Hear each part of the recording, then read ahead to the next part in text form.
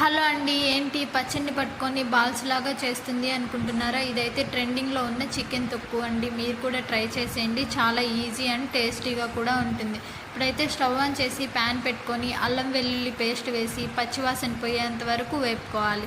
అలా వేపుకున్న తర్వాత చికెను, పసుపు, సాల్ట్ని వేసుకొని చికెన్లో నీరైతే సరిపోతుంది, అలా ఉడకపెట్టేసుకోవాలి. వేరొక ప్యాన్లో ఆయిల్ వేసుకొని వెల్లుల్లిని అయితే ఇలా ఫ్రై చేసేసుకోవాలి. దాంట్లోనే పచ్చిమిర్చిని కూడా అలానే ఫ్రై చేసేసుకోవాలి. కరివేపాకును కూడా అలానే ఫ్రై చేసేసుకోవాలి. ఎండుమిర్చిని కూడా అలానే ఆయిల్లో ఫ్రై చేసేసుకోవాలి. తర్వాత ఆనియన్స్ని కూడా అలానే ఫ్రై చేసుకొని పక్కన పెట్టేసుకోవాలి.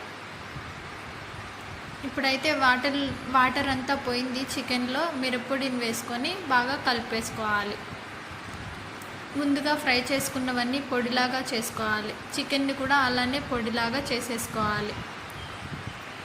ఇప్పుడు పొడి చేసుకున్న వాటిలో చికెన్ అయితే కలుపుకొని ఆనియన్స్, కొత్తిమీర, కొంచెం నిమ్మరసం వేసుకొని ఇలా బాల్స్లా చుట్టేసుకొని అన్నంలో పెట్టుకొని తింటే సూపర్గా ఉంటుంది. Thank you for watching.